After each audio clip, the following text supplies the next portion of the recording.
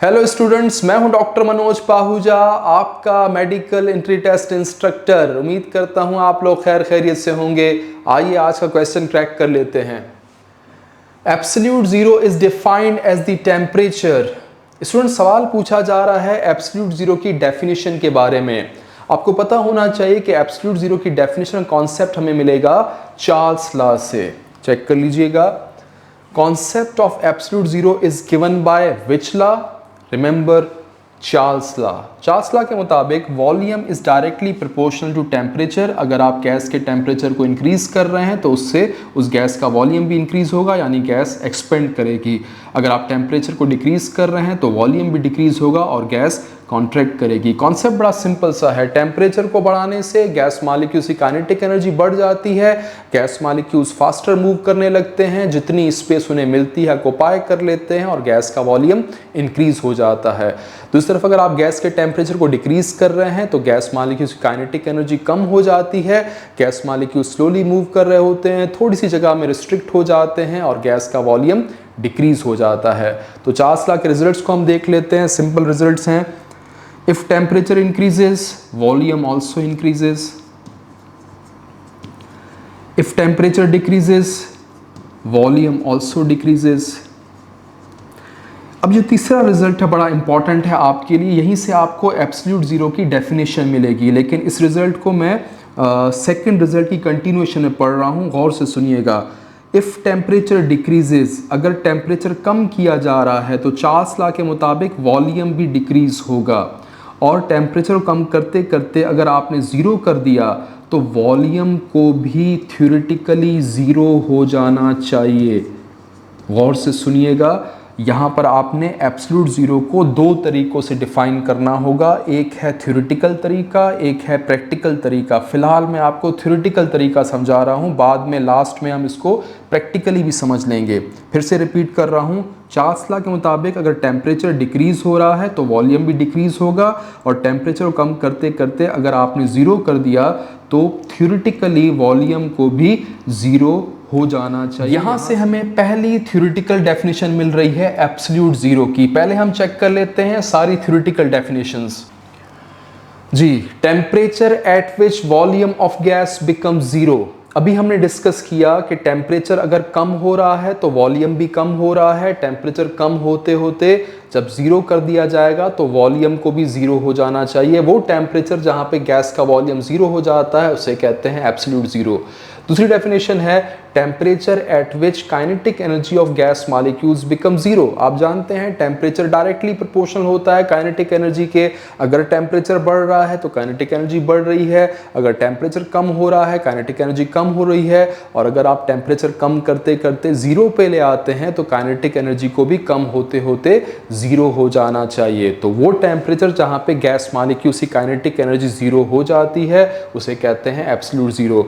या फिर तीसरी डेफिनेशन है temperature at which molecular motion ceases या स्टॉप्स।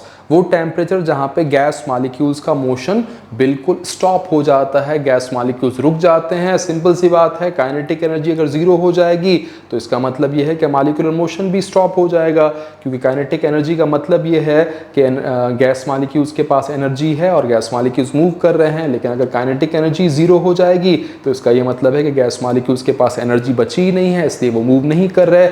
ये सारी हैं थ्योरेटिकल डेफिनेशंस, ये प्रैक्टिकली करेक्ट नहीं है। ये हमने चार्ल्स लॉ के हिसाब से चीज़ों को समझ लिया है, बट प्रैक्टिकली आपने हर डेफिनेशन का एनालिसिस करना होगा।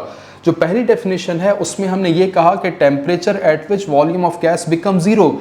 ये बात प्रैक्टिकली इम्पॉसिबल है। गैस का वॉल्यूम कभी भी जीरो नहीं हो सकता।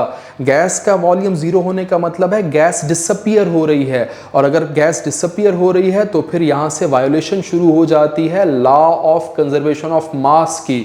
आपको याद करना होगा law of conservation of mass को, जिसके हिसाब से matter can neither be created, आप मैटर को बना नहीं सकते, नॉर बी डिस्ट्रॉयड, आप मैटर को डिस्ट्रॉय नहीं कर सकते। यहाँ तो आप डिस्ट्रॉय कर रहे हैं, आप कह रहे हैं गैस का वॉल्यूम जीरो हो रहा है, यानी गैस डिसअपीयर हो रही है, गैस वैनिश हो रही है। तो ये तो वायोलेशन होगी law of conservation of mass की, इसलिए आपने इस डेफिनेशन को प्रैक्टिकली याद नहीं करना, जस्ट आपने इसको थ्योरेटिकली याद करना है। दूसरी डेफिनेशन चेक कर लीजिएगा, temperature at which kinetic energy of gas molecules become zero. ये भी मुमकिन नहीं है, गैस मॉलिक्यूल की काइनेटिक एनर्जी कभी भी जीरो नहीं हो सकती, वो कम जरूर हो सकती है बट आप उसको जीरो कभी भी नहीं कह सकते, इसलिए ये डेफिनेशन भी प्रैक्टिकली आप याद नहीं करेंगे, जस्ट आपने थ्योरेटिकली इसको याद कर लेना है। तीसरी डेफिनेशन चेक कर लीजिएगा, temperature at which molecular motion ceases या स्टॉप्स, वो टेम्परेचर जहाँ पे गैस मॉलिक्यूल्स रुक जाते हैं, ऐसा प्रैक्टिकली इम्पॉसिबल है। आप जब गैस की डेफिनेशन करते हैं तो उसमें आप साफ साफ कहते हैं कि गैस मॉलिक्यूल्स लगातार रैंडम केओटिक मोशन में होते हैं, लगातार गैस मॉलिक्यूल्स मूव करते हुए टकरा रहे होते हैं, आपस में भी टकराते हैं और कंटेनर की दीवारों के साथ भी टकराते हैं, तो ये बात प्रैक्टिकली इम्पॉसिबल है कि गैस मॉलिक्यूल्स रुक जाएं, इसलिए ये डेफिनेशन भी प्रैक्टिकली रॉन्ग है, जस्ट आपने इसको थ्योरेटिकली याद कर लेना है। आते हैं इसकी प्रैक्टिकल डेफिनेशन की तरफ। टेम्परेचर बिफोर रीचिंग विच, गौर से सुनिएगा, वो टेम्परेचर जहां तक पहुंचने से पहले ही गैस कन्वर्ट हो जाती है लिक्विड में।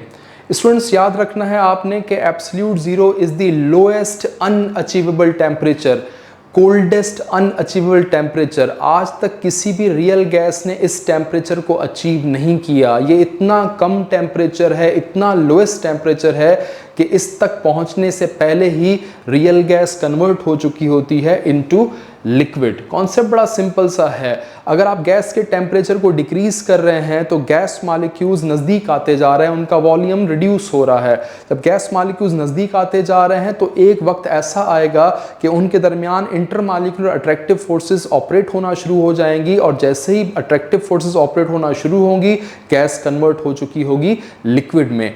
जो बात हमने पहले की कि गैस का वॉल्यूम जीरो हो रहा है, तो उस जीरो वॉल्यूम का मतलब आपने यहाँ पर यह निकालना है कि गैस किसी दूसरी शक्ल में कन्वर्ट हो रही है, दूसरी फॉर्म में कन्वर्ट हो रही है, वो दूसरी फॉर्म है लिक्विड स्टेट। जो हमने कहा law of conservation of mass, उसको भी आप यहाँ पे अप्लाई कर सकते हैं। हमने डिस्कस किया कि matter can neither be created nor be destroyed but can be change from one form to another form. तो यहाँ पर आप फॉर्म को चेंज होते हुए देख रहे हैं, जो गैस है वो दूसरी फॉर्म में कन्वर्ट हो रही है, लिक्विड स्टेट में आती जा रही है। तो वो टेम्परेचर जहां तक पहुंचने से पहले ही गैस लिक्विड में कन्वर्ट हो जाती है, उस टेम्परेचर को आप कहते हैं एब्सोल्यूट जीरो। और इसकी वैल्यू क्या है? 3 स्केल्स हैं टेम्परेचर के, तीनों में आपको इसकी वैल्यू पता होनी चाहिए। अगर आप केल्विन स्केल में स्टडी कर रहे हैं तो 0 केल्विन, डिग्री सेंटीग्रेड में -273.15 डिग्री सेंटीग्रेड, और फ़ारेनहाइट स्केल में -459.67 डिग्री फ़ारेनहाइट। तीनों स्केल्स में आपने इस वैल्यू को याद कर लेना है। बड़ा इंपॉर्टेंट क्वेश्चन है, बहुत सारे एमसीक्यूज मैंने आपको बताए हैं यहाँ पे। एब्सोल्यूट जीरो कॉन्सेप्ट देता है चार्ल्स लॉ, और थ्योरेटिकल डेफिनेशन मैंने आपको समझा दी, प्रैक्टिकल डेफिनेशन समझा दी, वैल्यू आपको याद करवा दी है। तो अगर कोई भी क्वेश्चन एब्सोल्यूट जीरो का बनता है तो आप बड़े आराम से उसको क्रैक कर सकते हैं। आते हैं अपने क्वेश्चन की तरफ। Absolute zero is defined as the temperature at which all molecular motion ceases, वो टेम्परेचर जहाँ पे तमाम किस्म के गैस मॉलिक्यूल्स रुक जाते हैं। तो थ्योरेटिकली ये बात सही है, प्रैक्टिकली तो गलत है लेकिन थ्योरेटिकली सही है। ऑप्शन बी चेक कर लें, at which liquid helium boils. Absolute zero concept particularly helium के लिए नहीं है, वो जनरल है, तमाम केसेस पे अप्लाई किया जा सकता है, तो हम इसको यहाँ पे गलत मार्क करेंगे।